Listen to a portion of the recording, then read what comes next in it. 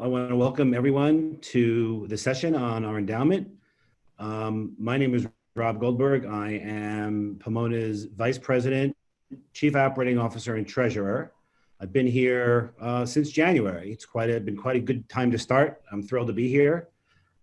Before coming to Pomona, I spent 5.5 years at Barnard College, where I was Chief Operating Officer. Barnard is the liberal arts college, one of the liberal arts colleges of Columbia University of New York City. And before joining Barnard, I worked for the federal government for 25 years. And I'm thrilled to be at Pomona, and I am really thrilled to be able to join you all in a discussion of our endowment today. Let me have Dave introduce himself, and then we'll get started. Hi, everyone. My name's Dave Wallace. I've been at Pomona here almost 8 years, but have been serving the last 1.5 years as the college's Chief Investment Officer. Before coming to Pomona, I was actually in London working with a great nonprofit organization out there, also in finance. But very glad to be back in Southern California and excited to get to talk a little bit more with the community about our endowment today. Great. So I'm going to kick it off on just a few short introductory comments. Dave and I are going to give a short presentation. We have a few slides. We promise it's not going to be too complicated, but we felt we needed a few pictures to sort of describe how the endowment works. And we're going to talk about the endowment and its relationship to the college. We will not be getting into any issues of specific investments. We are not going to be able to speak to any of that. But we want to keep this at a pretty general level, but enough to give you all a sense of how important the endowment is to the day-to-day operation of the college and the future of the college. When we're done with our presentation, I think we're going to take Q's and A's in the chat function, and Dave will sort of monitor the questions, and we'll just try to go through as many of them as we can in the time allotted. So I'm going to kick off a little bit and give a little bit of an overview, but I think the key to understanding our endowment is to understand our operating budget. So I'm going to ask Dave to put up a slide that's going to show the operating budget, our revenues and our expenses. So on this, the pie chart on the left shows our revenues.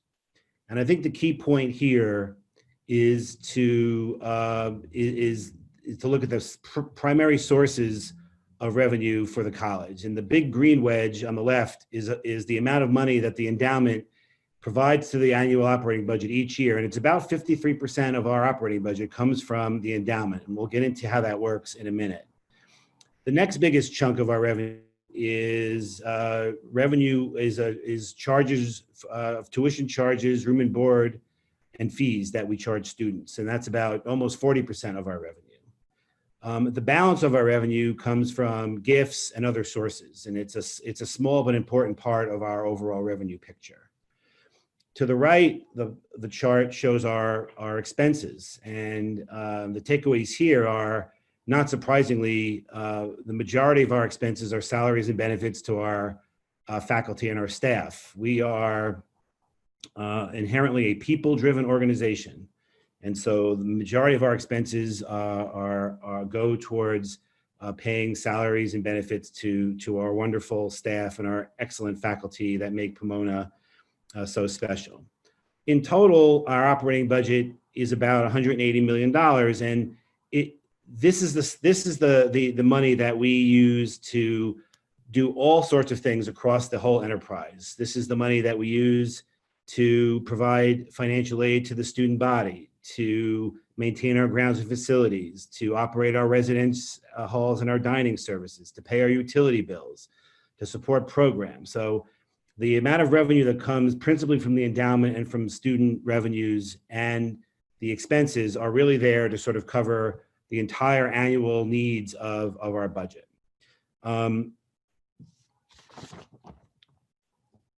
A little bit more about the endowment. Let's take a little bit of a snapshot of this. The endowment, as you all know, right now is about $2 billion. That's a pretty sizable amount of an institution of our size. And the purpose of the endowment is to support the mission of Pomona its faculty, and its students in perpetuity. This is a source of funding that has to last literally forever, and that's how it was intended to be. So this means that students in the past, many of you on this call are alumni of the college, benefited from the endowment when you were students here. Our students today are benefiting from the endowment, and we need to make sure that the endowment maintains its value so students in the future can benefit from the endowment. So it's our job to make sure that we protect the endowment, not only for use in today's community, but that it's there for tomorrow's as well. And so how do we connect the endowment to the budget? So each year, we withdraw about 5% of the market value in what we call an annual payout from the endowment to the annual operating budget. And to determine the size of the payout, we calculate the average market value of the endowment over the past 5 years. The 5-year average allows us to smooth out the payout so that the amount of the budget relies on each year is predictable and stable. This also protects the payout and the budget, for that matter, from potential swings in the amount due to volatility that occurs in the market every so often, not unlike what we've seen in the last couple of months. And importantly, as the endowment value grows, so will the size of the annual payout, because it's a percentage of the average value. So as Pomona grows and as Pomona evolves and as our costs grow, the endowment provides more each year as we continue to grow the endowment, and that allows us to keep a stable revenue into the budget. To protect the value of the endowment, or its buying power, if you will, now and into the future, we have to grow the endowment about at least 7 or 8% each year to cover inflation and what we need to withdraw for the annual budget. That's our basic metric for maintaining stability in both the payout and the budget. And fortunately, at least following the global financial crisis of 2008 and 2009, we've seen the endowment grow about 9.5% a year. And so unfortunately, that's allowed the payout to grow each year over time. I'm going to ask Dave to kind of go into how do we use the endowment? What are its purposes? And I know, Dave, you can you have a picture that sort of shows this. So why don't you put that up and walk through kind of what do we use it for? How does it work? Yeah, I think this is a common question we get when it comes to, what is the endowment used for? And as Rob highlighted, we spend a percentage out of the endowment every year, and this is really what it goes to. So I should clarify too, we talk about the endowment as though it's, just kind of one fund, but it's actually made up of, almost 1,700 individual endowments that many have their own designated purpose or use that the donors who've left those to the college want us to spend it on. Pomona's been very fortunate that over the years, the college has an endowment where a big chunk of it, as you can see here, goes to general uses. Those aren't fully unrestricted, that we can do whatever we want with the money, but they're general enough that they kind of support most of the underlying functions of the college. But you can see kind of right after that, by far the largest dedicated portion of our endowment payout goes to financial aid. Those who are on this call are probably very familiar with the college's commitment to being need blind and meeting the full need of all the students that apply. And the reason we can do that is because the endowment supports a huge chunk of the expenses that we have every year related to student financial aid. Faculty salaries, many of you have great relationships with professors or other folks who serve in an endowed chair. Those endowments that come with being part of a named chair help provide cover the salaries, benefits of those faculty members. And that's another big chunk of what the endowment payout supports every year. And then we have different student programs. This could be research grants for students through the CERT program. It could be other student opportunities, and that makes up about kind of 7%. There's some remaining pieces. We've had some generous donors as part of their giving to the college for buildings, have also endowed some funds to help support the maintenance of those buildings into the future. And then, of course, research, which is, while it looks like a little box on here, those are dedicated funds that our faculty are putting to work every year. So that's primarily where the payout goes, as you look at it on here. I think, the other question that we get a lot is not just, where does the payout go, but, kind of what is it that the college invests in? And our goal here in the investment office is to see, while we can't change these percentages on what the funds are restricted to, we can try and grow the overall pie. And so if you kind of look at what we invest in, my office here works with the investment committee of the board, who's the ultimate fiduciary for managing the college's investable assets. And we invest in all sorts of different asset classes. Some of these will be very familiar to folks. You see the first three, we invest through investment managers. Neither myself nor my team are individual stock pickers, but we work with some of the best investment managers in the world that do that for us. And those are investing in the same companies that you'd be aware of, in US equity, folks like Microsoft, Amazon, the stuff that you would have in your own retirement portfolio and develop equities across the globe. You'll see what's maybe a little bit more unique for Pomona is that our allocation to that fourth line, venture capital and private equity, we target about a 20% allocation.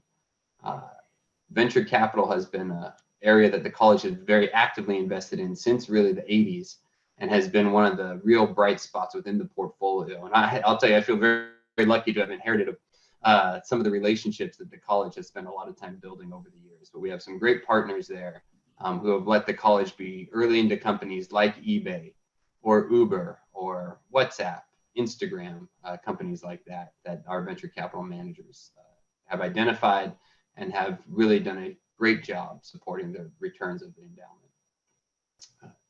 You can see some of the other ones there. Diversifiers is a whole group of assets where we're trying to get returns that don't look like the equity markets. Could either be that they provide a little bit more downside protection, could be invested in things like private credit or other things that are less correlated to the equity markets. There's a group of those that many people recall we would colloquially refer to as hedge funds that fall into that bucket as well. Then some investments in hard assets, both private investments and marketable, and then the kind of normal fixed income bonds that you would all be familiar with on this call, as well as an allocation to cash. The college has to pay out about $100 million a year. And so you'll see that our allocation to cash and fixed income is maybe a little bit higher than it would be for other endowments. I would also highlight the college has a very unique portion of its fixed income budget allocated to providing affordable mortgages to our faculty members. It's another way that we're able to help here in the investment office support the overall mission of the college by providing below market loans to our faculty members so that they have the opportunity to live and have their kids be here in Claremont and close to the college. So that's a little bit about our endowment. Rob, I know that there are some different myths and things that are out there, and I wonder if maybe you want to take the first crack at kind of debunking some of those. Yeah, so as you can imagine, Dave and I get a lot of questions about the endowment given its size and how important it is to the college. But I wanted to sort of go through kind of what some of these common questions are and maybe provide a little bit of commentary around them. We get a lot of questions about why we can't use the endowment and just take more out of the endowment if the college needs more money. In other words, is the endowment really a rainy day fund? And the endowment isn't a rainy day fund. As I mentioned earlier, the endowment really exists to provide stable support to the college now and into the future. And the key to this stability is to limit the payout to no more than what our spending rule permits. So that's the 5% of the value that I talked about.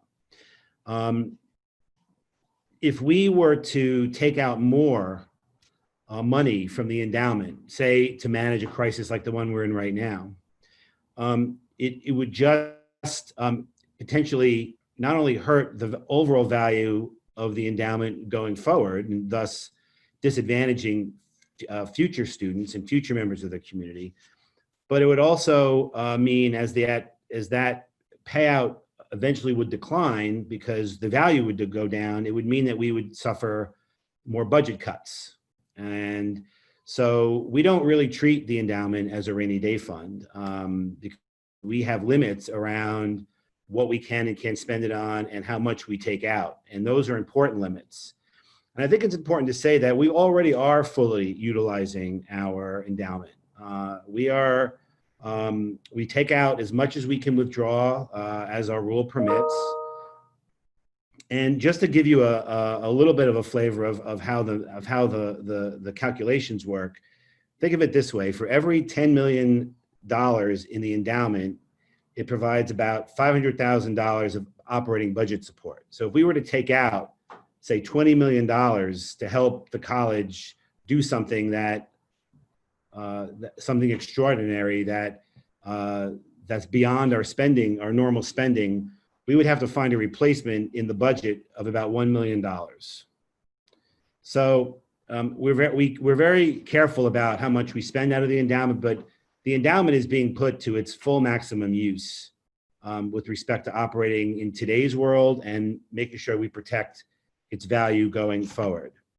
And then the other question we get, which I think Dave addressed very nicely in that picture, is the endowment can be used for anything. And I think that we have some flexibility in how the endowment is used. As Dave mentioned in the picture that he showed, there was that big block of about 50 or so percent that is sort of for general use, but the balance of the endowment is proscribed by the donors and by the specific requirements that they establish. So, we have to match up, endowment dollars, or what we call restricted dollars, to its purpose to match the intent of the donors. So we have some flexibility, but we don't have maximum flexibility.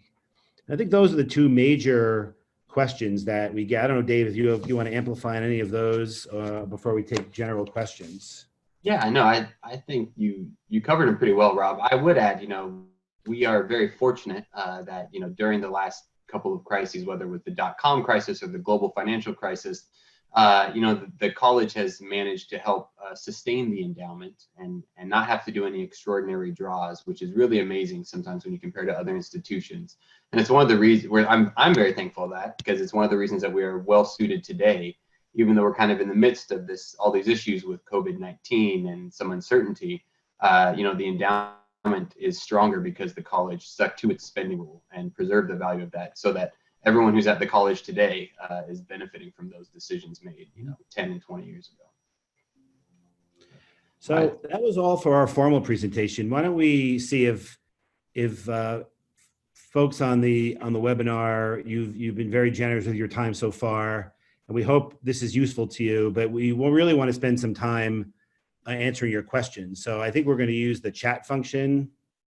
And we've got a couple here, Rob, mostly related to the budget. So if you click on the chat, you'll see them there as well. And I'll pull up the net revenue slide. But the first one was coming from Mercedes, which was asking what percentage of dollars of the operating budget is used for financial assistance. And I'll put that slide up again. Obviously, we were showing net revenues here. So it's a good question. And the short answer is that financial aid every year, and as Dave mentioned, we're need blind, and so we don't really control the financial aid budget going forward. But it's about 20 to 25% of our budget is financial aid. Now, it doesn't show up on these charts because we've taken financial aid on we've taken it off the student revenue piece. So if we were to show you sort of the gross revenues, you would see revenues be sort of larger on the pie, and then you would see a financial aid wedge on the expenditure side. But if you re-rack the expenses, financial aid as an expense to the college is about almost a quarter of our operating budget. Yeah, and that's roughly $50 million each year. It's our after salaries and benefits, it would be by far our next largest expense on that expense pie. So we have there's another question. I'll field one on the endowment, Rob, if you also want to think. There's a question here from Daniel Lee on what happens to surplus budget revenue. Actually, I'll let you take that one. One first. So there are years when we have surplus revenue, and we have typically deployed those surpluses to help finance our capital projects in many ways. So capital projects on campus are usually funded through a combination of operating budget support, private gifts from generous donors, and sometimes debt financing, where we go out on the market and we borrow money to help complete projects. And so one of the ways we seed the capital infrastructure budget, which is an important part of maintaining our campus and evolving the college into the future, is to take some of those surplus dollars and to use it for those purposes. So that's the general disposition of surplus. And then what we don't use for capital, we tend to provide for things like IT upgrades and those sorts of things that are important to do and important to do on a certain schedule. So we have a conversation every year about how to use these funds, what they're going to look like at the end of the fiscal year, and then those are the general purposes on which we deploy them. We have a couple of other endowment related questions here from John Siegel, class of '84. How does our endowment payout compare to peer institutions? Well, I'll actually address that in two ways. One is kind of our spending rule methodology, where we kind of use this average rate spread out over multiple years, is very comparable to other colleges like Pomona that have rely on the endowment for a larger portion of their revenues. As kind of the percent of our endowment that we're spending every year, I would say that it's every college's goal to kind of be on the lower end of that spectrum. It typically means that your investment returns have been stable, if not growing, hopefully improving. So we are kind of I would say on the low to middle of the pack when it comes to our overall percentage of spending out of the endowment every year, which we see as a good thing, because that means that and so far our investment returns have been able to keep up with our spending needs. Obviously, March was a challenging month for the markets, and so that we'll continue to manage through that. But compared to peers, we're in a pretty good place. There were some additional questions related to kind of the current environment from Tom Dwyer, and so I might summarize these by questions around the college's liquidity. And so one of the questions was, do we expect that the capital calls, which are the calls related to the money we have to give to these private investment managers that we've made a multi-year commitment to fund, like that venture capital and private equity portion of the endowment I highlighted for you, do we expect that they will exceed distributions? How will we handle that? A related question is, do we have a line of credit available for the endowment to use, and how much liquidity does the college have outside the endowment? So we do expect that over the next year that we would see capital calls outpace distributions. The college has been is fortunate that we have a very mature private portfolio, and so even through the month of March, we saw some pretty healthy cash distributions into the college from investments, particularly in venture capital, including Zoom, that we're all on now, and the realization of those investments coming back to the college in the month of March. So we do anticipate that, Tom. We haven't seen it to the extent that we are prepared for, but we do think that calls will exceed distributions over this next year. As far as liquidity, the college does have in place, and you can see it as well. It's nothing confidential here, so I don't mind sharing. It's in our audited financial statements, but we have about $100 million of lines of credit available to the college. Those can be used if needed to meet our capital call commitments. We don't anticipate needing that much liquidity for that. It can also be used to support the operations of the college, suspended endowment payout or something if we needed to. But we do have lines of credit in place, and that have been in place for some time for just this sort of situation. In addition, the college has quite a bit of liquidity outside of the endowment. To date, we have about enough liquidity to cover over a year's worth of normal operating expenses. Obviously, some of that liquidity is hopefully designated for future capital projects, for other uses on campus, but in a worst case scenario, the college is in a very good liquidity position as of today. So I'll take a break there and give me a chance to look at some of these other questions. Yeah, there was a part of that question about pressure that we're facing in philanthropy in the coming year. And I know there's another few questions I'm looking at about kind of what how we're dealing with this crisis. And these are all very relevant questions. And I think right now we are anticipating to be under some sort of pressure as we kind of move through the year and we kind of track the public health emergency and to see where that's going. Like many of our peers, we are doing an extraordinary amount of scenario planning to try to predict and help shape in some ways the circumstances on which we could return to whatever normal is going to look like once we seem to get ahead of the virus. So I'm working very closely with Dave and with the finance team in general on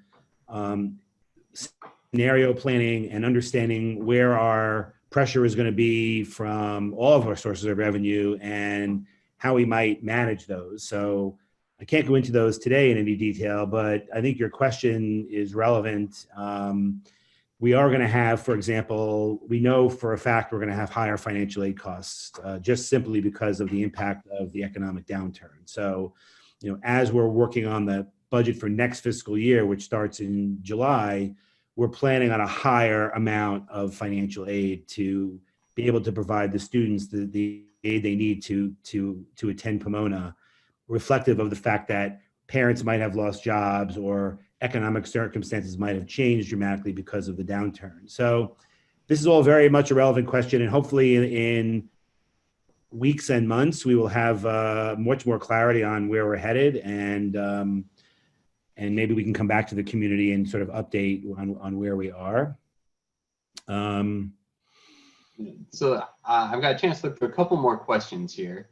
Mercedes has another question about our returns and how does that compare to a kind of a diversified low-cost ETF approach and whether or not that's part of our strategy. So I'll put those back up just so everyone can kind of see what we're referencing here.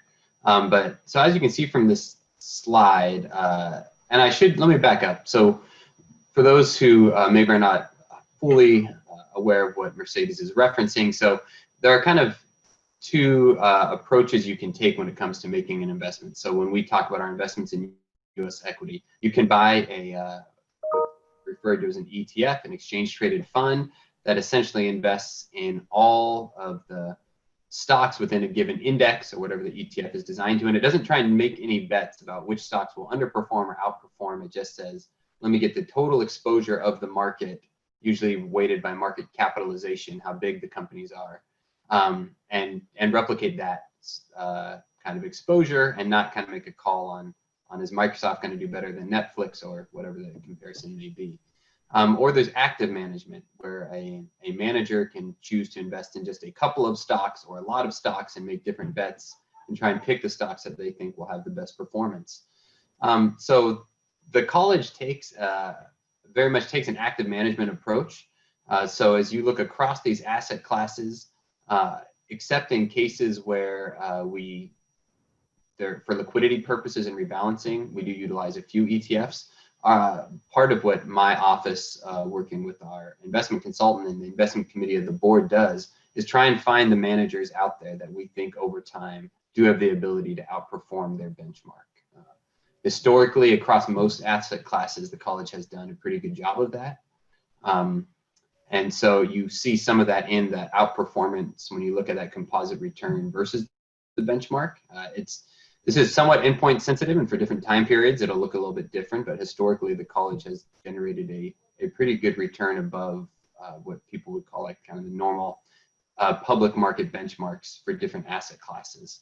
It's not easy, and we're very thankful for those relationships, and neither us or the managers always get it right, but historically that active management approach has worked well. And these returns you see here are after the fees we pay those managers. So these are net of any of the extra fees you get with working with active managers. And as a follow-up, not a follow-up, but I also had a question here from Chris asking the best way for alumni or current students to help bolster the endowment. I don't know if it's always out there, but we have a minimum amount to give of $100,000 if you want to create like a new named endowment. But I realize that that's kind of a lot of money, right? I mean, that's, and so, but you can just give to support the endowment or support scholarships generally. So we have those individual endowment funds where if you say, hey, I don't have $100,000, but I want to support scholarships for students, you can give to that. You can donate money to the endowment.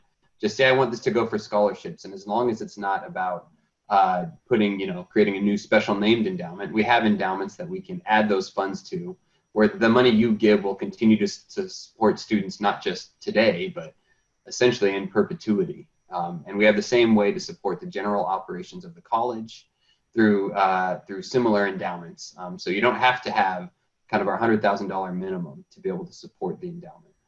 I would also say that we are always open for introductions as well from alumni. We are happy to chat if you want to kind of share some of your investment ideas or talk to us about your fund. I'll say it up front, we historically have not invested in the funds of many alums yet, but we have had a great job getting to know alums. Some of you have provided great introductions to other investment managers and shared ideas, and so we're always open to kind of hearing the ideas you may have there. And you can find my email on the website if that's something you want to do. But there are ways to give and support the endowment that are outside of having to make that big $100,000 commitment.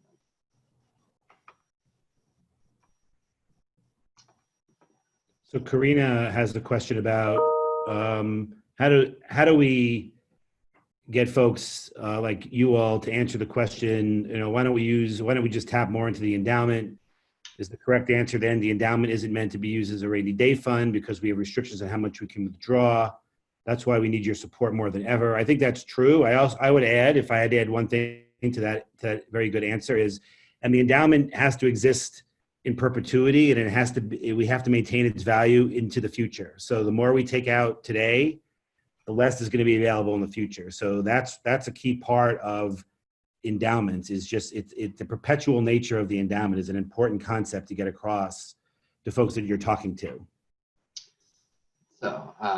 So I see Tom's question. I'll let Rob answer that in a sec. But Daniel, so does the endowment have some sort of allotment for emergency or crisis purposes? I guess as you kind of look, and I'll take down this slide I have up right now here in a sec, but it's actually good it's up. If you look within that kind of fixed income category there, we do have an allocation to long U.S. Treasuries, longer dated, I should say, U.S. Treasuries. And what that does is provides us with a source of capital. They're highly liquid, and typically when equity markets decline, you see the value of longer maturity U.S. Treasuries rise. And so we saw that in March. That has been a source of strength. It also helps provide a deflation hedge. So if we got into a deflationary environment, that is another source of the portfolio we would expect to hold up kind of in that environment. That's probably the closest thing to kind of like an emergency or crisis purpose. Over the last 2 years, we have really increased the size of our very high quality fixed income instruments, so that the college would be well prepared should we go into any type of environment that like we find ourselves in today. So it's not exactly like an emergency allotment, but we do see these asset classes playing different roles in the portfolio at different times. I'll try to answer Tom's question about when we're going to announce our plans for the fall. And I would say very honestly, Tom, when we have a good sense of what the situation will be like in the fall, I don't mean to punt the question.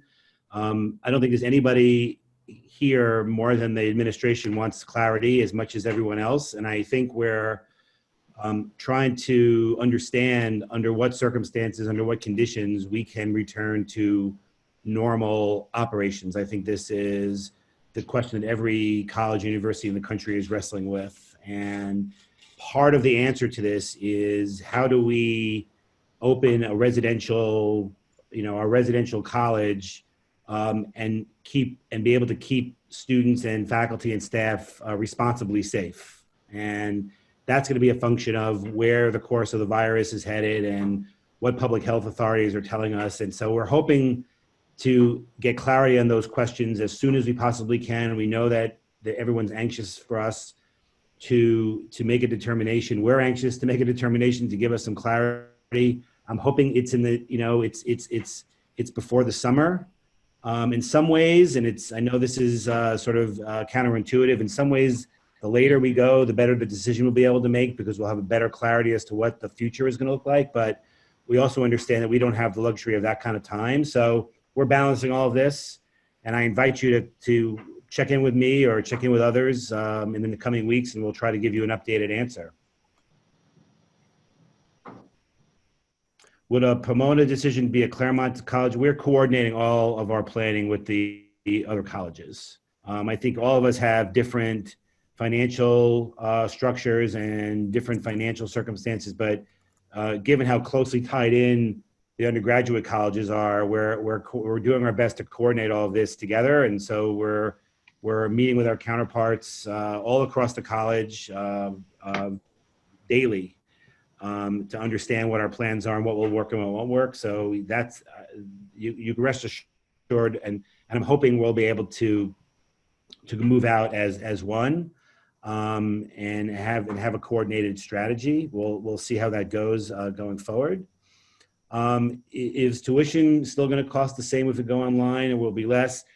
Again, we haven't made any decisions on changing tuition. We're going to have to make that determination as we determine kind of what kind of fall is going to look like, and that's all. We're all modeling all this financially. So again, I don't have an answer for you on that, other than right now tuition is as advertised.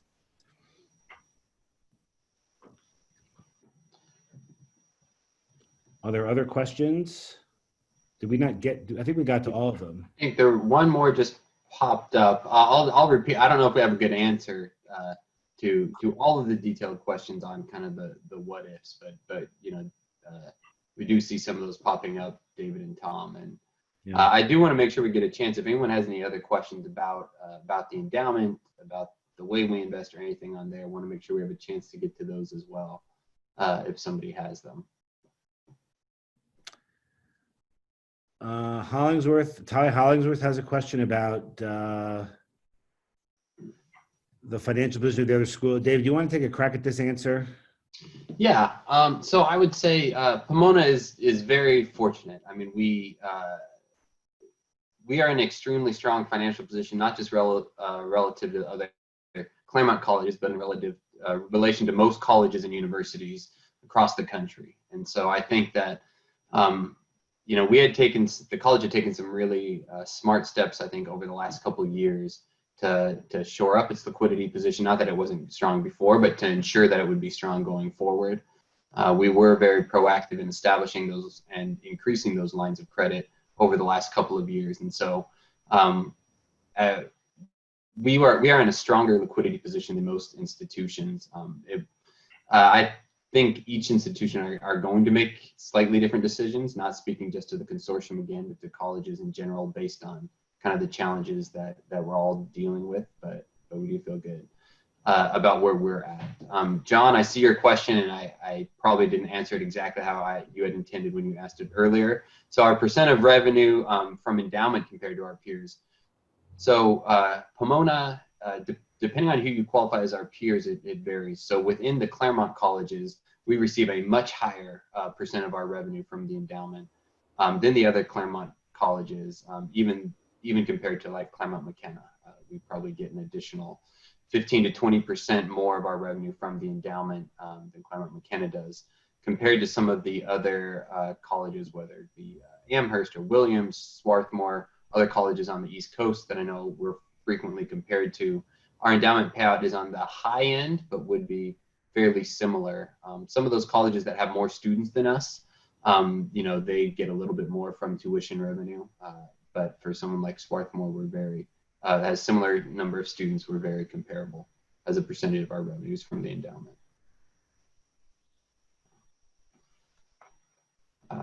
The major sources of, what are the major sources of the endowment? It particularly as it relates to giving, I should say historically, you know, obviously the college has been around for a long time. And so we have had the benefit of having the endowment for a long time and being able to invest and compound the value of the endowment over many years. You know, frankly, if you look at the last 20, 30 years, most of the growth in the endowment has actually come from investment returns. as opposed to giving.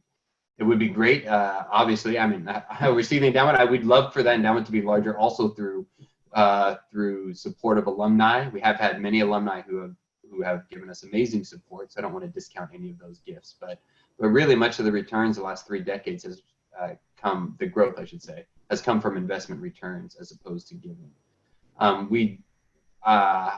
will defer to advancement on what we think about changes in giving given the current environment. But I will say that from my experience, we do see a correlation in some of the larger gifts that are funded by stock or appreciated securities, real estate, those very much tied to the economic environment. So if we see those asset values drop, we usually see a drop in kind of the gifts that are funded by those assets. But yeah, we could obviously more support would be great, and that is an area where we do lag our peers a bit, is in gifts to the endowment.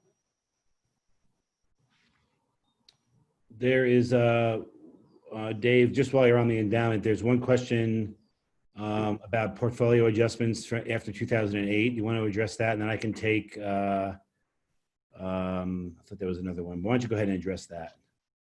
Yeah, so the college did make some changes after 2008. I think the challenge is, so if you think of, if you look at the last, really 11 or 12 years, there's multiple times when the investment committee of the college has looked at kind of that overall asset allocation and kind of said, okay, do we have the right amount in U.S. equities or emerging markets or wherever that might be? And we typically make those decisions on a forward-looking basis, saying, okay, where do we think the best allocation of our funds are over the next, 7 years, 10 years, 15 years? It's trying to be a little bit longer focus when we really set those asset allocation targets, so that we're not swinging them every 6 months or every 9 months or something like that. So the college did make adjustments to the portfolio post 2008. I think probably the biggest place you'll see that is we have continued to increase our investment in private investments. So that may not be necessarily intuitive on how that plays out, but one of the things you'll see is it does help with the realized volatility. So as you see our market value of the endowment move up and down, the more you have in private investments, because those are not marked daily, you see less realized volatility. So that's probably the biggest change. I will say probably the changes that have been made more recently, so not the post 2008 changes, but the changes made in the last 3 to 5 years, which would include adding additional diversifying investments to that diversifiers bucket I mentioned that have lower correlations to the equity market, increasing the quality of our fixed income portfolio. Those 2 changes alone probably have a bigger effect than some of the post 2008 changes and how we're managing through this current environment. Tom has an observation about how we're positioned to deal with this crisis and the downturn versus how other more financially challenged institutions of higher ed are prepared. And I think, Tom, you're exactly right. I think this is a real concern across the sector. I know President Starr is engaging with California schools on ways of figuring out how we can help those schools that are more financially challenged so that we keep the diversity of choices available for students, not only in California, but across the country. This is unlike anything we've ever seen in the higher ed sector. I have to say, this is unprecedented, and I think you're seeing kind of the different ways that institutions are dealing with it, and I think it's going to play out over the next couple of weeks and months. I mean, we're fortunate to be in the situation we're in, and we're doing the best we can to make the decisions we have to make to keep this going and to return to normal as soon as we possibly can. And anything we can do to help our other institutions who might be struggling, we're happy to engage. But I agree with you; it's a definite concern for the sector.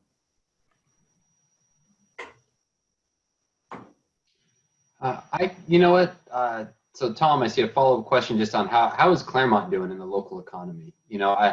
I think what you see in the news with small businesses being challenged all across the country, that Claremont has not been immune to that, and obviously not having the students have to leave campus early doesn't help the local economy because students do play a big role. There's a lot of seasonality in the restaurants and other businesses here in Claremont tied to kind of the semester being here on campus and in person, and so it has been challenging. The restaurants are following the same guidelines that you've seen other places, so it's takeout only.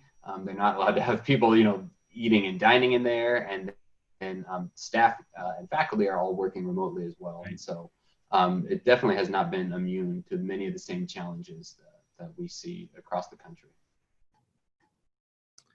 I think we're well over our allotted time, and I thought the questions were quite excellent. And I hope all of you got something out of this. I think this was good for Dave and I to engage on this. These are important questions. This is an important subject. We really, really appreciate you all being flexible to engage Alumni Weekend virtually.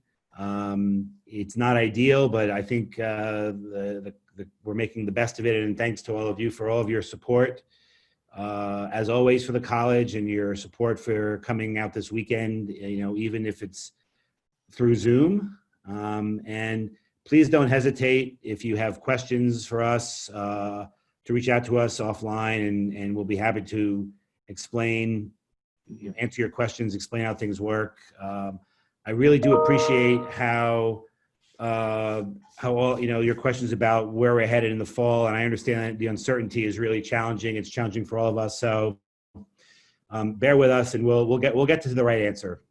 So thank you all very, very much. I really, really appreciate it. Dave and I think really are grateful that you were able to join in with us on this. Yeah. Thank you, everybody. Have a great afternoon.